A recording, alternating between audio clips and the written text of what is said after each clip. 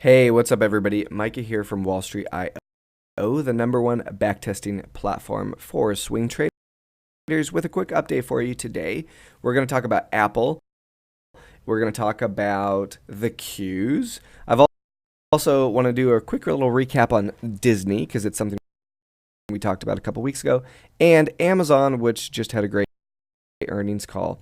Now, one of the things I want to talk about in Apple is the payday cycles have been doing well, of course. Now I want to compare Apple to the Qs. Which one has better payday cycles? So we're going to talk about that today.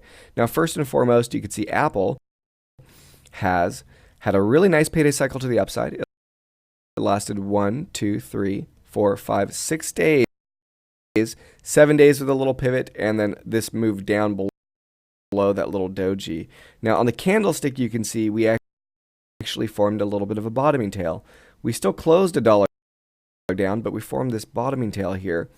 Interestingly enough, the bottoming tail came right to this old pivot point, basically the breakout point. We hit it, we bounced, and so far a little bottoming tail here. So I'm going to go ahead and say that this is a pretty safe over-under area for Apple at $202. If we could stay above 202, I think we're sideways to up still. Below 202, and I think we have some downside to at least 196. Now, the MACD has already crossed the bears, so if we do start to move down, we already kind of have a little bit of momentum in that direction. But since we did form this bottoming tail, I think the 202 is a pretty safe over-under area. And if we could stay above it, I think we're still sideways to up. Okay, now let's go ahead and take a look at the payday cycle here. We're using the Heiken Ashi chart, if you remember. Now, what I'm going to do right now is I'm actually going to open up our back tester. I'm going to click on backtest. You can see we have a buy condition and a sell. We're going to buy when this happens and sell when this happens. We're going to test the payday cycle, which is essentially buying on the first green candle, selling on the first red one. Can't get any easier than that. And again, what that means is buy at the close on the first green, sell at the close of the first red. That's what we're testing. And with WallStreet IO, we can click View Stats. We could actually see all the performance data around this strategy, right? Currently, we're looking at a 1.9 risk reward, which is pretty good. 54% batting average, about 30 trades a year.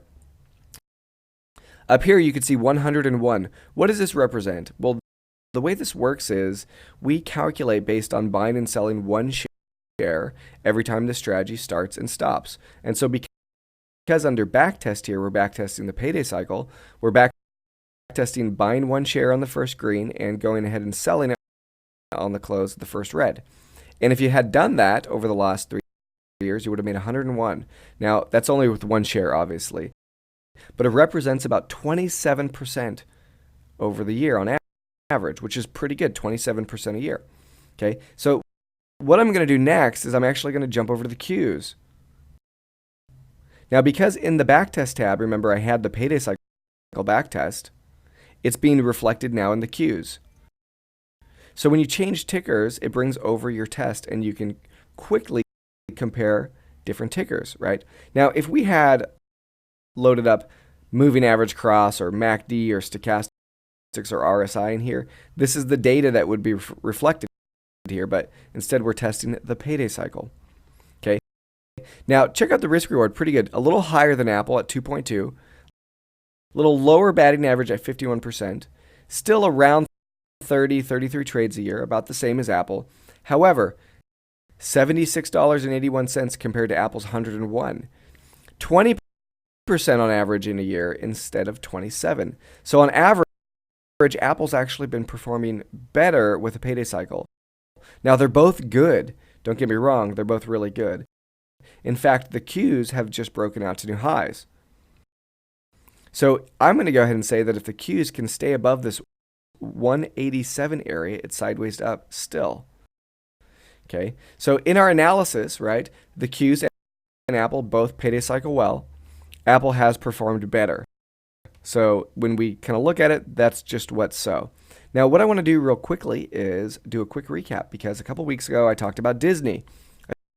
don't always cover a lot of other stocks in these quick videos, but I couldn't help myself with Disney because the stock broke out on the news with their new subscription service coming this fall. Now, Disney, well, almost look at the weekly chart here. Disney had been forming this really long-term wedge over several years. It finally broke out, and if you remember a couple weeks ago in my analysis, I said this could turn into a runner, not only for a couple days, but like this could be a trend, a new initiative trend that starts that could last months or even years. Now, obviously, it's not going to go up every day for years. It'll still cycle, but something to keep your eyes on. For anybody who took advantage of that idea, we're now up over $10 in Disney. So congratulations. I just wanted to give a quick high five. Disney's moved up about $10 since I presented the idea, and congratulations to anybody who took advantage of it. I still think there's a lot of upside. However, the risk reward here at 139 is not obviously as good as it was when it first broke out, and we talked about in the video forming a flag, which it ended up doing, and then breaking up and out from the flag. So it kind of played out perfectly. So again, congrats to everybody for that. One more quick one here. Amazon just reported stellar earnings. 50% greater than analysts expected. Now that's really, really great. However, a little bit on the guidance, a little bit of a lowering on the guidance. Now, all things considered, I think it's really great that Amazon is trading above this 1920 area. So similar to some of the other things that I said today as far as over-under areas, I'm going to go ahead and say with Amazon, as long as it can hold above 1920, I think it's sideways to up. And I think that if it can hold 1920, very likely going to hit new all-time highs. Obviously not in a couple days, but it could happen soon, right? If Amazon breaks below 1920, it could still happen with new highs, but it may take a while. Okay? So again, I hope you enjoyed this quick update. This is Michael Lamar from WallStreet IO, and I hope you enjoy the rest of your weekend. And on behalf of the entire WallStreet IO team, I wish you good trading and good night.